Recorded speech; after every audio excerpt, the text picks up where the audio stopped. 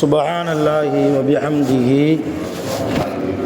عدد خلقه ورضاء نفسه وزنة عرشه ومداد كلماته.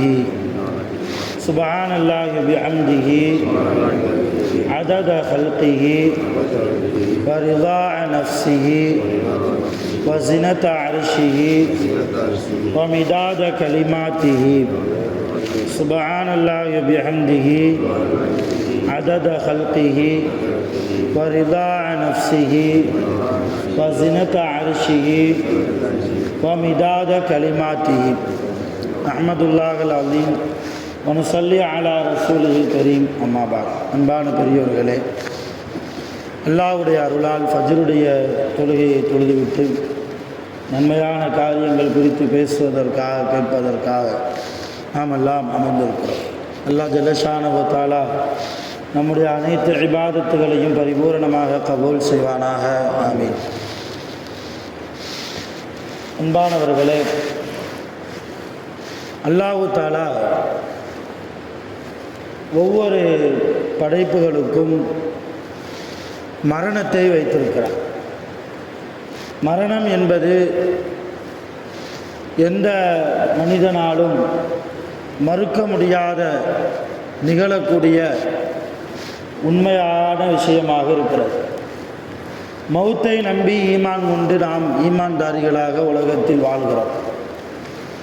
மவுத் என்ற வார்த்தைக்கு அரபி அகராதியில் எடுத்து பார்த்தால் அல் மவுத்து அல் இன்திகாலு இலல் ஆஹிரா, அதாவது மவுத் என்பது மறுமையை நோக்கிய பயணம். மவுத் என்பது மறுமையை நோக்கிய பயணம், மறு உலக பயணம். உடலுக்குத்தான் மவுத்தே தவிர உயிருக்கு எப்பொழுதும் மவுத்து கிடையாது. நம்முடைய உடலை விட்டும் உயிர் பிரிந்தால் உடல் எந்த விதமான அசைவும் இல்லாமல் இருந்து போகும். கையை தூக்க முடியாது, பேச முடியாது, பார்க்க முடியாது, நாவை அசைக்க முடியாது, காலை தூக்க முடியாது, படுத்த படுக்கையாக மாறிவிடுவோம். ஆனால் உயிருக்கு மவுத் என்பது கிடையாது. நாளை அல்லாஹ் தஆலா சில பேருக்கு தான் நாடிய உருவத்தை கொடுத்து எழுப்புவான். சில பேருக்கு அல்லாஹ் தஆலா தான் நாடிய உருவத்தை கொடுத்து எழுப்புவான். நம்ம ஹதீஸில் கூட பார்க்குறோம் இல்லையா, பாவிகள் சில பேர் அருவருப்பான தோற்றத்தில் கபரிலிருந்து எழுப்பப்படுவார்கள். பாவிகள், அதிலும் குறிப்பாக முனாஃபிகீன்கள், நயவஞ்சகர்கள், இரட்டை முகம் கொண்டவர்கள். இங்கே ஒன்று பேசுவான், அங்கே ஒன்று பேசுவான். அவனுக்கு பெயர் முனாஃபிக், நயவஞ்சகன். இவனை குறித்து நபி ஸல்லல்லாஹு அலைஹி வஸல்லம் நாளை கபரிலிருந்து அவனை அல்லாஹ் தஆலா அவன் எழுப்பப்படுகிற போது மிக ஆக்ரோஷமான அருவருப்பான முகம் சுளிக்கிற அளவுக்கு அவன் உருவம் கொடுத்து எழுப்பப்படுவான் என்று அல்லாஹ்வுடைய ரசூல் நமக்கு சொல்வதை நாம் ஹதீஸிலே பார்க்கிறோம். ஆக எதுவாக இருந்தாலும் உயிருக்கு மவுத் என்பது கிடையாது. இந்த உயிர் இல்லாத மவுத் இல்லாத உயிருக்கு, மவுத்தே இல்லாத உயிருக்கு நாம் என்ன செய்து கொண்டிருக்கிறோம் அதைத்தான் யோசிக்கணும். அழிந்து போகக்கூடிய உடலை பார்த்து பார்த்து பராமரிக்கிறோம் இல்லையா?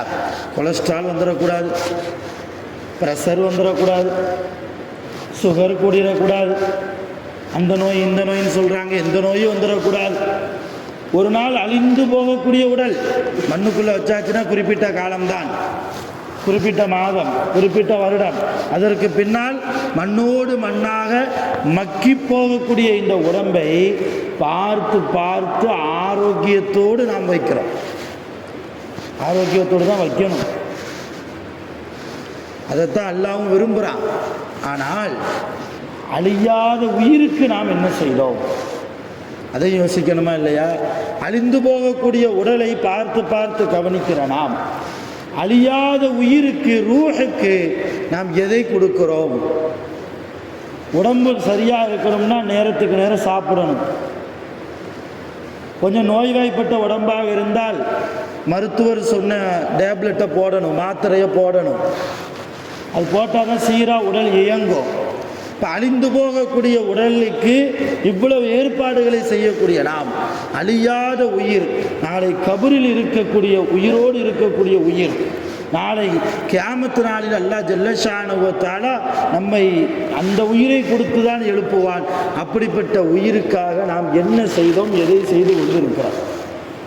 அல்லாஹ் ஜல்லஷானஹு வ தஆலாவுடைய ரசூல் நபி ஸல்லல்லாஹு அலைஹி வஸல்லம் ஆன்மாவிற்கு உயிர் கொடுத்தார்கள், உயிருக்கு உயிர் கொடுத்தார்கள். உயிருக்கு உயிர்னா என்ன? அதுதான் நல்ல எண்ணத்தோடு வாழ்வது, சாலிகான அமல் செய்வது, ரப்பின் பக்கம் நெருக்கத்தை உண்டாக்குவதற்கு உண்டான செயல்பாடுகளில் ஈடுபடுவது. இது உயிருக்கு சாப்பாடு, ஆன்மாவிற்கு சாப்பாடு, உயிருக்கு உயிர் கொடுப்பது. நல்ல அமல்களை செய்வாரையானால் அது உயிருக்கு ஆரோக்கியம். தக்வா உள்ள இபாதத்தை ஒருவர் செய்வாரையானால் அது உயிருக்கு ஆரோக்கியம். அதே போன்று இஹ்லாஸுடைய எண்ணத்தோடு, தூய்மையான மன தூய்மையோடு, அடுத்தவரை குறித்து தவறான எண்ணம் கொள்ளாமல், பாவியாகவே இருந்தாலும் தவறான எண்ணம் அவர் மீது வைக்காதீர்கள் என்றார்கள் நபிகள் நாயகம் ஸல்லல்லாஹு அலைஹி வஸல்லம். குர்ஆனில் அல்லாஹ் சொல்கிறான், யா அய்யுஹல்லதீன ஆமனூ, ஈமான் கொண்டவர்களே, இன்ஜா அக்கும் ஃபாசிகுன் பினபையின், ஒரு பாவி ஒரு விஷயத்தை உங்களிடத்தில் கொண்டு வந்தாலும் ஃபதபையனு, அவன் பாவி என்பதற்காக அவன் கொண்டு வந்த விஷயத்தை நீங்கள் நிராகரித்து விடாதீர்கள். ஃபதபையனு, அதை நீங்கள் தெளிவுபடுத்திக் கொள்ளுங்கள். அவன் கொண்டு வந்த விஷயம் உண்மைதானா, சத்தியமா அசத்தியமா, பொய் சொல்கிறானா, அவதூறு சொல்கிறானா என்பதை நீங்கள் தெளிவுபடுத்திக் கொள்ளுங்கள். இப்போ பாவி விஷயத்திலும் கூட உங்கள் எண்ணத்தை நீங்கள் தூய்மையாக்குங்கள். அவன் பாவியாக இருந்தால் அது அவனுக்கும் ரப்புக்கும் சம்பந்தப்பட்ட விஷயம், நீங்கள் அதில் மூக்கை நுழைக்காதீர்கள் என்கிறார்கள் நபிகள் நாயகம் ஸல்லல்லாஹு அலைஹி வஸல்லம். இன்னைக்கு பல முஸ்லிம்களுக்கு அடுத்தவர்களுடைய குடும்பத்தை கழுவி ஊற்றுறதுலேயே நேரம் போதும் இல்லையா? அவன் அப்படி செஞ்சான், அவன் அங்கே போனான், இவன் இங்கே வந்தான், அடுத்தவர்களை பற்றி பேசுவதிலேயே நேரம் ஓடிக்கொண்டிருக்கிறது, காலங்கள் கழிந்து கொண்டிருக்கிறது. இதுவெல்லாம் நம்முடைய உயிருக்கு ஆபத்தான விஷயம், நம்முடைய ஆன்மாவிற்கு ஆபத்தான விஷயம். பலகீனமான உயிராக நாளை கியாமத்தில் நாம் எழுப்பப்படுவோம். இது போன்ற காரியங்களில் ஈடுபட்டு கொண்டிருந்தால் நபிகள் நாயகம் ஸல்லல்லாஹு அலைஹி வஸல்லம் தன்னுடைய வாழ்நாளில் ஒரு தடவை கூட அடுத்தவர்கள் குறித்து தவறான எண்ணம் வைத்ததே இல்லை. மதீனாவில் ஒரு யூதன் இருந்தான், அவன் பேர் கஅப் இப்னு அஷ்ரஃப், பெரிய பணக்காரன். அவன் வேலை என்னன்னா, இந்த கவிஞர்களை எல்லாம் கூப்பிட்டு கொஞ்சம் காசு பணத்தை கொடுத்து ரசூலுல்லாவை திட்டி கவிதை பாட சொல்லுவான். ரசூலுல்லாவை மதீனாவில் உள்ள தெருக்கள்லாம் போய், எல்லா தெருக்களிலையும் நீங்கள் போய் கொண்டு இருக்கிற போது ரசூலுல்லாவை திட்டி திட்டி என்ன செய்யணும், கவிதை பாடணும். அதுக்கு சில காசு பணத்தை கொடுப்பான் கவிஞர்களுக்கு. இது ரசூலுல்லாவுக்கு ரொம்ப மனவேதனையை கொடுத்தது, ரொம்ப மனவேதனையை கொடுத்தது. கடைசியில் ரசூல் ஸல்லல்லாஹு அலைஹி வஸல்லம் தாங்க முடியாமல் இந்த கஅப் இப்னு அஷ்ரஃபுடைய தொல்லை எந்த அளவு ஆகிப்போச்சுன்னா, மக்காவாசிகளுக்கு உதவி செய்ய ஆரம்பிச்சிட்டான், மக்கத்து காஃபிர்களுக்கு உதவி செய்ய ஆரம்பித்தான். எதற்காக? ஆயுதங்கள் வாங்குவதற்காக. எதற்கு ஆயுதம்? ரசூலுல்லாவோடு போர் செய்வதற்கு, முஸ்லிம்களோடு போர் செய்வதற்கு, மிக பலமான ஆயுதங்களை வாங்குவதற்கு மக்கத்து காஃபிர்களுக்கு காசு பணம் கொடுத்து உதவக்கூடிய அளவுக்கு கஅப் இப்னு அஷ்ரஃப் எல்லை மீறி செயல் செய்த போது நபி ஸல்லல்லாஹு அலைஹி வஸல்லம் அப்போ தான் சொன்னாங்க, இந்த கஅப் இப்னு அஷ்ரஃபை கொலை செய்யக்கூடியவர்கள் யார்?